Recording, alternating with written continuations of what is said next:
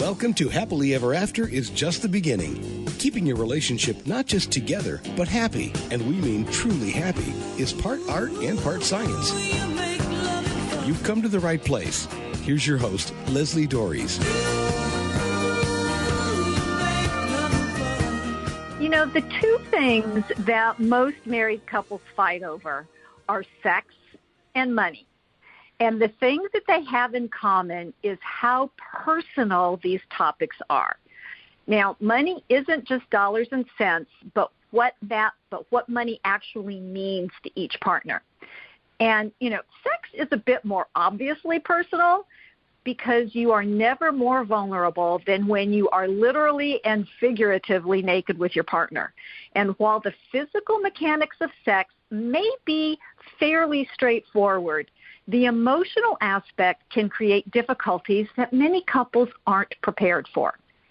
So today we're going to be taking a deeper dive into what real intimacy health is, and to help answer some truly important questions, I'm pleased to welcome women's intimate health expert, Dr. Carolyn DeLucia.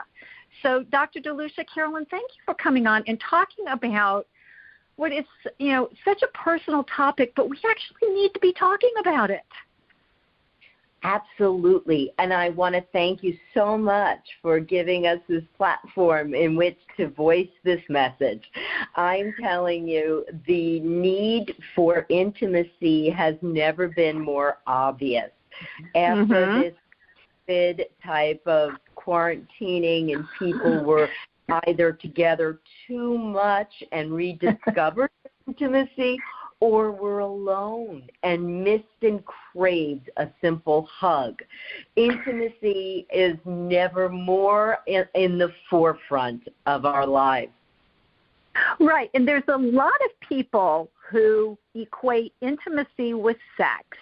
And actually you can have non-intimate sex. I mean, at least emotionally non-intimate sex.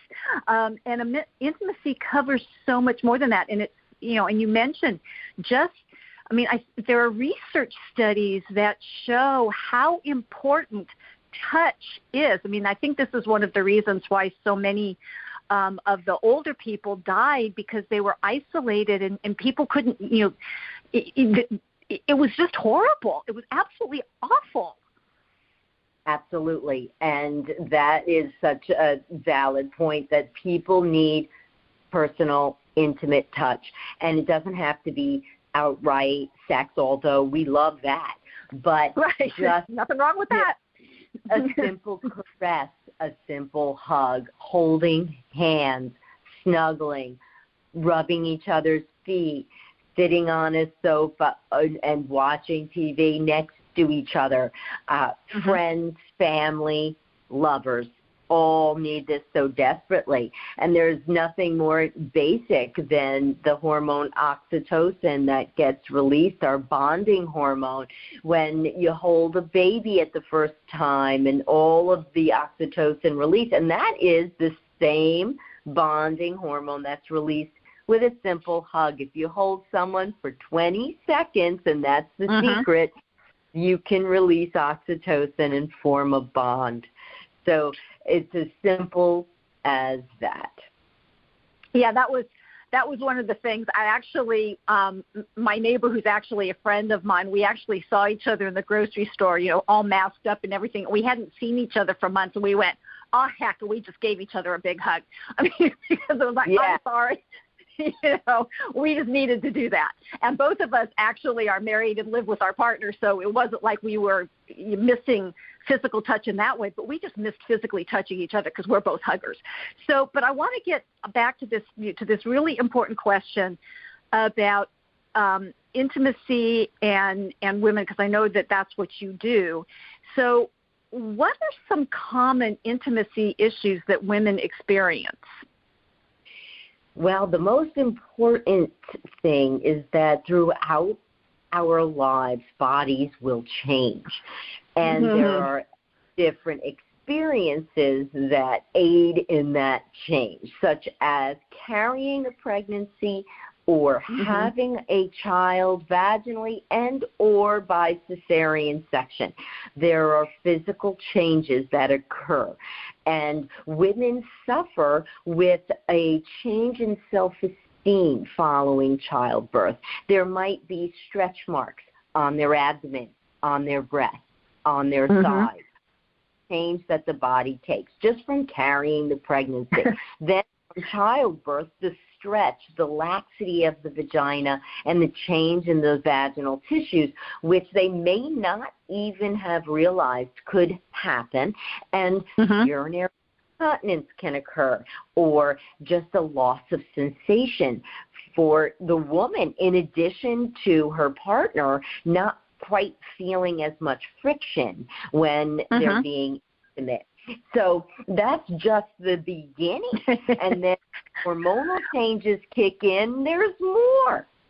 Oh, yeah. I mean, on some level, it's a simple system that's very complicated. And in a lot of cases, this information isn't passed on. It's really interesting because my children, I tell people I don't have children, I have adults. They're full grown. And one of my friends, who, we work out together, and she had her first baby, I guess, 2 years ago, and she's pregnant again. And then she was telling me about this thing called a pelvic floor specialist. And it was like, who knew, right? Because that wasn't anything I was told when I had children. And it was like, wow, you can take care of all these things. And so I think there were just, information, amazingly enough, in the internet age, there's information that we don't necessarily have access to because we don't even know it exists. So how do women find out about these things? Yes, we find out about them after we've had babies, but nobody's talking about it beforehand, other than doctors like you. Oh, it's I'm sure you tell your patients. Yes, and I've been on my soapbox for the past 10 years, where this whole non-invasive way of treating these conditions has come to the forefront. I think a lot of women figure, and a lot of doctors don't even ask, how are things going in the bedroom? Are you losing urine with a cough or a sneeze? Because they honestly felt they couldn't do anything about it. But with the advent of new tools, non-invasive devices and procedures, there are ways to treat these conditions and bring back a ultimate return to function, which is the most important thing, and keeping that intimacy going with a empowerment and confidence coming from the woman. That's very sexy to a man. And when you have sexual confidence, it's a big connection with a male partner. So we're talking about this, that if women are lucky enough to have somebody like you as a doctor, or if I were younger and my friend had told me about this before I was a child, before I had my own children. But you talk about these things, and you talk about these things that people can do, and the changes that happen over time, which again is a really critical thing, because just aging changes us. Forget whether or not we've had children or not, but that definitely changes. And, and again, I think if people had information and knew what to expect, because I remember after I had my first child, and I was talking to my best friend who had two children before me, and I said, am I ever going to want to have sex again? And she goes, oh, yeah. It was lack of desire, not that I didn't want to be with my husband, but it was just kind of like, my son was not even 6 months old, and I was still breastfeeding. And so it was like, and then of course we have after 6 weeks, you can go ahead and have sex. And I'm going, who's telling women this? Because, we might physically be able to, but emotionally or, we're not necessarily there. So what is it that women actually need to know about being intimately healthy? Well, I think that a lot of the changes that occur in life are hormonal. When you're breastfeeding, you have a predominance of progesterone. And when you have a predominance of progesterone, there can be a lack of libido or interest, and that can have an impact. As we age and menopause sets in, at that point, the lack of estrogen to the tissues begins to change the vaginal wall to make it extremely dry and uncomfortable. And when that's uncomfortable, it makes it almost impossible to tolerate. And if it's hurting, then the woman is going to be avoiding intimacy, and her partner will take it the wrong way many times, acting like, oh my God, you don't want me anymore, you don't love me anymore. And it almost makes, in some women who really are unprepared, it can make them think that this is the case. Oh, maybe I don't love him anymore. That's what's happening? And it really usually is not, and it comes down to being all about the lack of estrogen and testosterone. And by replacing these hormones in a bioidentical fashion, we can maintain intimacy and an overwhelming sense of well-being and optimizing aging health. So that is absolutely critical. And, of course, the FDA comes into play, making it more and more difficult for doctors to prescribe bioidentical hormone therapy, and they're trying to regulate that. And that's just a crime, because nothing returns our feeling of normality or premenopausal state as keeping a steady state of these essential hormones, which then will, instead of making, and I love for men to be aware and sensitive to the fact that their partner will feel like they're having sex with a hairbrush, not male anatomy. And when that first happened to me, I couldn't believe it. Yeah, it was horrible.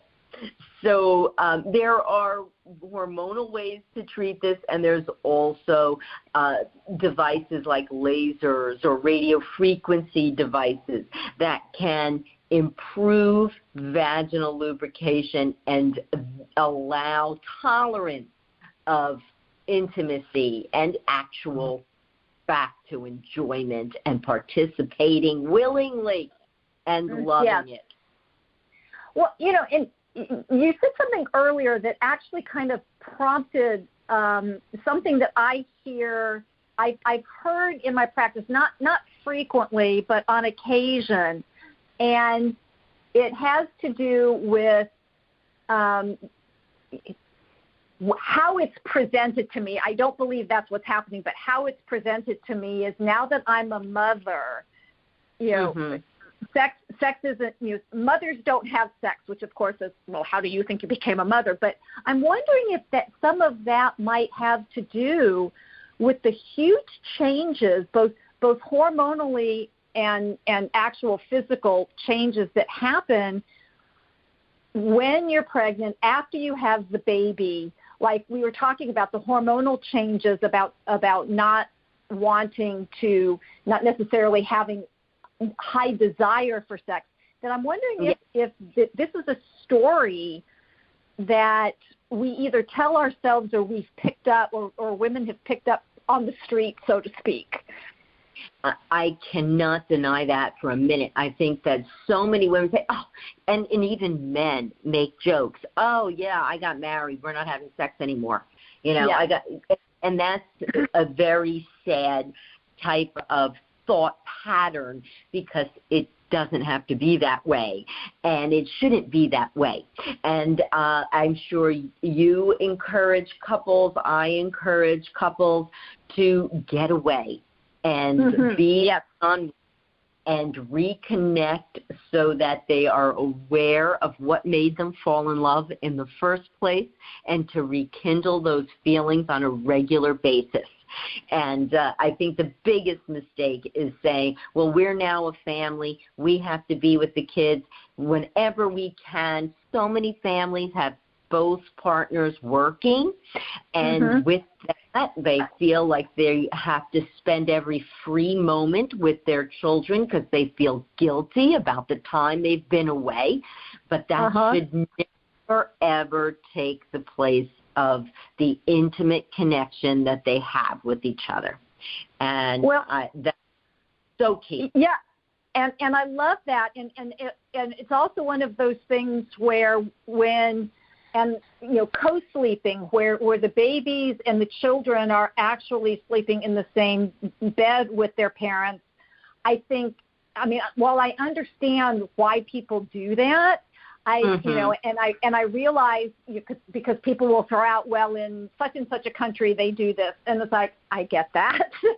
It may be cultural, but I do think that it can create that distance, or the only hat you're wearing is the parent hat as opposed to the partner hat.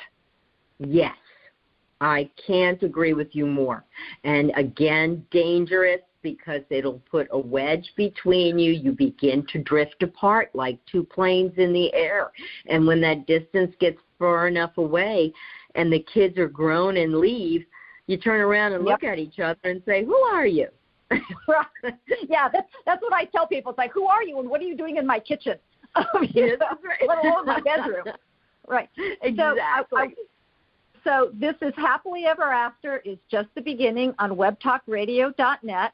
I'm Leslie Dories, and I'm having a really important conversation about intimacy and women, specifically women's intimate health, with women's intimate health expert, Dr. Carolyn DeLucia. And what I want you to know is that intimacy of all kinds, physical, emotional, intellectual, is so important to a good marriage. And it takes time and attention to stay connected. And if you and your partner aren't being as intimate as you would like, there are things that you can do, actions that you can take to make it better. And if you want to know how, then I invite you to give me a call or send me an email and schedule your free, no-obligation discovery session.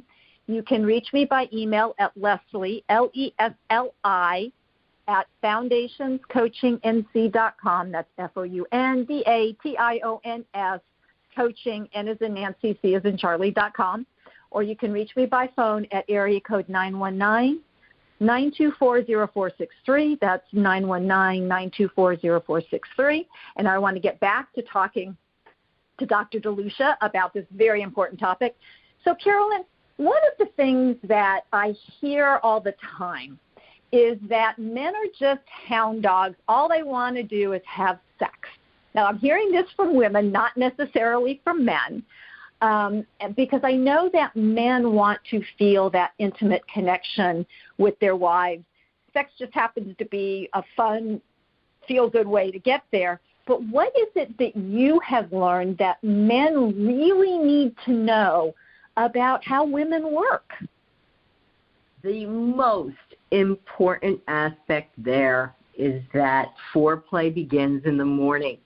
And if you want her to be a tiger in the bedroom at night, unfortunately with women, it's how we feel all day long. And I feel as though a very, very important takeaway here is that if you have a fight, if you have an issue with the children, get it out of the way and get back to loving each other and making sure that each of you knows how special you are to the other. And when that happens, take a few seconds, look each other directly in the eye. If you have to count to 10 before you say a word, do that. And reconnect soul to soul. And then things are going to get stirring because you do love each other, and intimacy is a beautiful way to make that connection. But being kind to each other, being sensitive to who the other person is all day long will bring that intimacy to the relationship. And, and I love that because it isn't, I think a lot of people, both men and women, think foreplay is only the physical actions that are taken to get both people, but more specifically women, prepared for sex. And correct. That isn't what it is. Esther Perel just did this work, this 7-day. It wasn't exactly a challenge, but I guess we could call it that, where she was talking about that foreplay meant for play, right? that you have this playfulness, you have this connection, which of course many of us did when we were dating and what I call BC, before children. Yes. But we lose that because we get so caught up in the day-to-day, that sex just becomes another thing on the to-do list, which of course that doesn't sound very attractive to anybody, I don't think. That's correct. You have to make it meaningful. And when you do and you take those few, it doesn't take long. And right. One little takeaway is for both partners, don't let exhaustion be a reason not to be intimate as well. How long does it really take? If you know each other super well, it could be 5 minutes, or the quickest, or the longest quickie would be 15 minutes. You can do anything for 15 minutes. So don't let exhaustion, when you just say day after day after day, don't let that be your excuse to let a wedge come between you and your partner. 15 minutes will bring you closer together and make you both feel so much better and sleep even deeper. Well, and you said something earlier about foreplay starts in the morning. It's the way you interact with each other all day, and it doesn't take long to send somebody. Especially now we're connected all the time.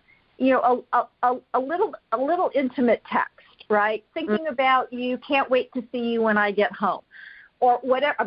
Or whatever it might be, because because again, one of the things that I know is that women aren't like light switches. You can't. Well, we're slow to turn on, although you can turn us off with a light switch. When we hear the baby cry, that's it. We're done. Whatever we're doing, stop. But it's jarring, I think, to not have any contact or or what I call practical contact with somebody all day long, and then suddenly we're supposed to be, having one of those wonderful rolling around in the sheets moments. And it's like, so I think people are disconnected from what works, even though once upon a time they probably knew when they first got together. That's right. And that's why I try to give that hint of making that connection again, whatever it takes. Another trick is, before leaving each other, make it a point to kiss, not a second peck, but make it a 10-second kiss. And that, again, will release some oxytocin and maybe some endorphin and get you thinking about later. I think that that's always a good way to part, and it just stirs something up. And then during the day, that little text following the kiss is a beautiful way to ignite a better intimate moment later. Well, and I love that idea of, and we know from studies that have been done about couples who've done therapy, counseling, and what makes what they've learned in those experiences stick. And it's what you do when you first see each other in the morning, how you leave each other, how you come back together, and what you do right before you go to sleep. So if you took that 10-second kiss that you're talking about at each one of those moments, I mean, I'm just thinking that if you had that ritual, you couldn't actually stay mad at each other. That's right. Right. Yeah. Exactly. It's pretty powerful. I do think that couples need to be able to have time where they could talk about issues and things that are bothering them, but I think they would do so, one, more easily, and two, more productively if they actually had this connection. Does that make sense? Am I right about that? 100%. Absolutely. Because the whole thing is having that feeling inside that you truly love this person will help you be much more understanding of whatever situation has gotten you upset. And when both people feel safe, that's very critical in a connection as humans, is feeling safe and feeling heard and feeling understood. And when you have an intimate relationship that has that sexual connection and bond, that's a very strong foundation for anything else that will come. I do want to touch on one more physiological topic that just popped into my head, because I actually had a man say to me one day that he didn't believe that PMS existed. And I was like going, oh, okay. So how common is PMS or the worst part, PMDD, which is a very horrible version of PMS? And what can both the man and the woman, how can they handle that better? Well, if a woman is not using any hormonal birth control, which so many young women do, and that masks the signs of PMS for the most part, not in everyone. Right. But should she not be on a hormonal type of birth control, she will cycle, which means that mid-cycle there will be a peak of both estrogen and progesterone. And progesterone is only produced once the egg is released. And while that is maintained, that high level of progesterone maintained, that's my bird, I apologize. But he thinks we sound wonderful.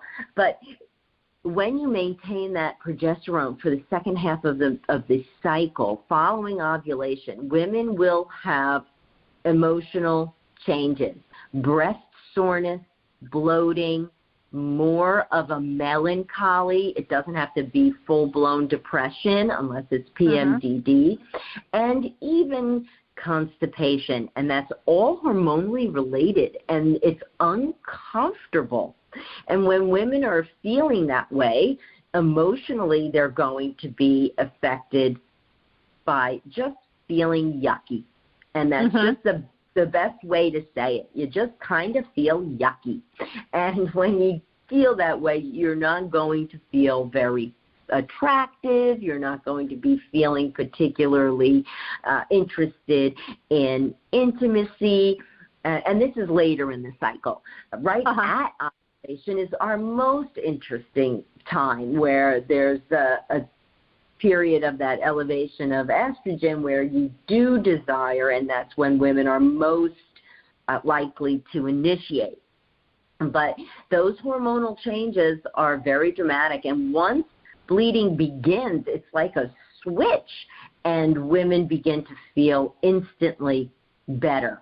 And when that's evident, then you, as a woman, you have to keep track of the cycle and understand yourself first, and then be able to relay that to your partner if it's happening and say, please forgive me. You're the closest person to me. You're going to get the brunt of this. I don't know how to control it. Right. And this is what happens.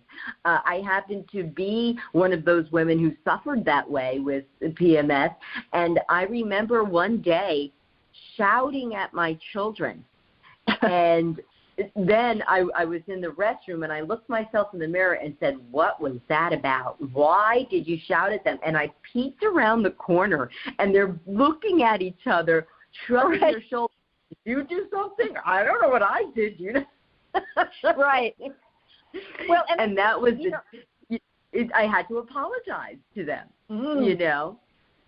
And to me, that's so important because, you know, these things happen, and you know, hormones are real. Hormone fluctuations are real. They have lots of physical effects. And each woman is slightly different because, you know, I mean, and by the way, that also changes what feels good at any time physically during the month. And so, you know, sometimes I think men just get so confused because, well, last time it was okay for me to touch you there, and now, you know. Exactly. You know, but it's the taking ownership and recognizing, because one of the things that I tell people if they have PMS, or, you know, I said, okay, so track what it is, and when you know that it's that stressful week for you, don't add anything extra to that. I mean, you know, whatever you can, because we will get overloaded, and like you said, we generally will tend to take it out on the people who are closest to us, because we have been taken over by an alien at that point in time. And, you know, but if we can own it and what I call manage it, and then, like you said, if I've done something inappropriate, be willing to apologize, not just, well, you knew that was my time. It's like, no, I'm responsible for my own behavior, and if I have, you know, treated somebody poorly, then I need to own that. And then hopefully that means that the people around me will give me grace and, you know, be a little bit more forgiving. But so what would be your number one recommendation? Here, I'm going to put you on the spot about, you know,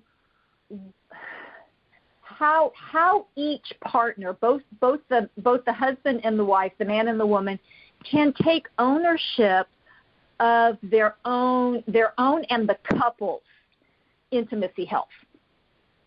It's communication. There's no doubt. I don't even have to think a second. It's communication.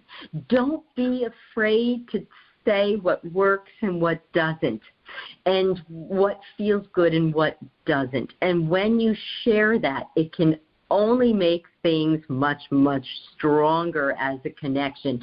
What women have to realize is that we know when a man is sexually satisfied or reaches orgasm, right? There's a telltale sign. Women don't always have that.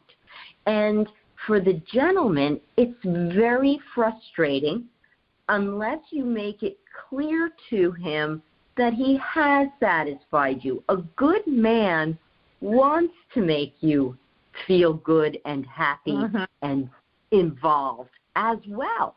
And it's frustrating for them not having a clear sign. That also leads to the fact that you don't want to fake it. Because if you are faking reaching an orgasm, he'll never know when he really accomplishes it. And that'll only frustrate you more in the end. So being open and forward and communicating what works and what doesn't, what's fun, what fantasies do you have, what would you want me to wear something sexy, would you want me to wear a costume, whatever it is, if it's not too extreme and it's okay for both of you, do it. It's fun. Sounds good to me.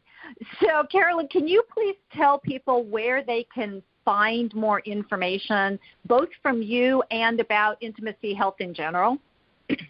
Absolutely. The way to reach me by phone, my office is 1-646-964-4898. And also you can reach me at see our website at www.wellness drcarolyndelucia.com. And you could also download my free book at www.ultimateintimacy.net. And it's free. It's a quick read. It's about 100 pages. It just explains procedures that are available and how to reach me to help you find a doctor in your area who could help you with all of these intimate issues that seem to be so taboo but should not be, need to be spoken about and treated to keep us all closer. Well, and I think we've done a good job of that today, because people, real intimacy, not just sex, is what most of us want. But in order to have it, you need to know how it works. Then you have to be willing to take ownership of your part in making it happen for you and your spouse. And I think today you've probably gotten some great ideas about how to do this. So I'm going to tell you, the ball's in your court. And hopefully you'll keep listening to the show. And until next week, stay loving.